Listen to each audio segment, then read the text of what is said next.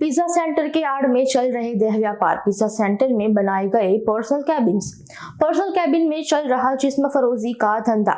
UP के अमरोहा में pizza centre संचालक चला रहा है देह व्यापार का अड्डा।